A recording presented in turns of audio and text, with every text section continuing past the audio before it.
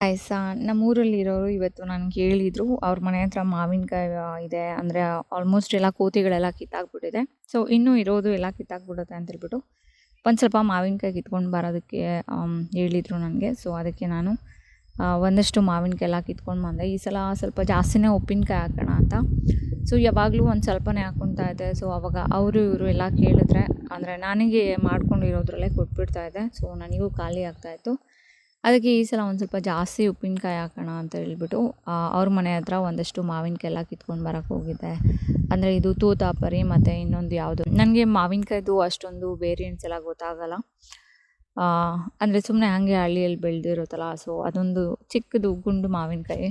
ನೀವೇ ಅದನ್ನೇನಾದರೂ ಕರ್ಕೊಳ್ಳಿ, ಕಾಯಿಸಿ. ಎಷ್ಟೊಂದು ಮಾವಿನಕಾಯಿ ಎಲ್ಲ ವೇಸ್ಟ್ ಆಗಿತ್ತು ಗೊತ್ತಾ. ಕೋತಿಗಳೆಲ್ಲ ಕಿತ್ತು ಒಂದು ಸ್ವಲ್ಪ ಕಚ್ಬಿಟ್ಟು ಹಂಗೆ ಕೆಳಗೆ ಬಿಸಾಕಿತ್ತು. ಎಲ್ಲ ಕೀಳೋದು ಮತ್ತು ಕೆಳಗೆ ಬಿಸಾಕೋದು. ಅಂದರೆ ಅದೇನು ಪೂರ ತಿನ್ನಲ್ಲ.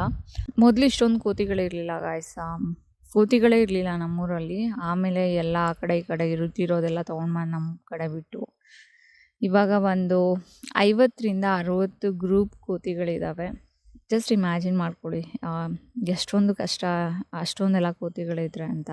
ತೆಂಗಿನ ಮರದಲ್ಲಿ ಒಂದು ತೆಂಗಿನಕಾಯಿ ಇರಲ್ಲ, ಅಂದರೆ ಅದು ದೊಡ್ಡದಾಗೋದಕ್ಕೆ ಬಿಡಲ್ಲ, ಹೂವೂ ಬಿಡೋದಿಲ್ಲ ಆ ಥರ. ಆಮೇಲೆ ಮಾವಿನ ಗಿಡದಲ್ಲಿ ಮಾವಿನಕಾಯಿ ಬಿಡೋದಿಲ್ಲ, ಏನೂ ಬಿಡೋದಿಲ್ಲ. ಅಂದರೆ ಹಸುಗೆ ಬೆಳೆದಿರ್ತೀವಲ್ಲ, ಹುಲ್ಲು ಬಿಡೋದಿಲ್ಲ. ಅಷ್ಟೊಂದು ಎಲ್ಲನೂ ತಿಂತಾ ಇರುತ್ತೆ.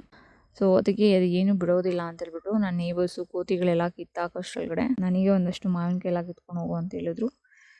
ಸೊ ಕಿತ್ಕೊಂಡು ಬಂದು ನಾಳೆ ಅಥವಾ ನಾಳಿದ್ದು ಉಪ್ಪಿನಕಾಯಿ ಹಾಕಬೇಕು.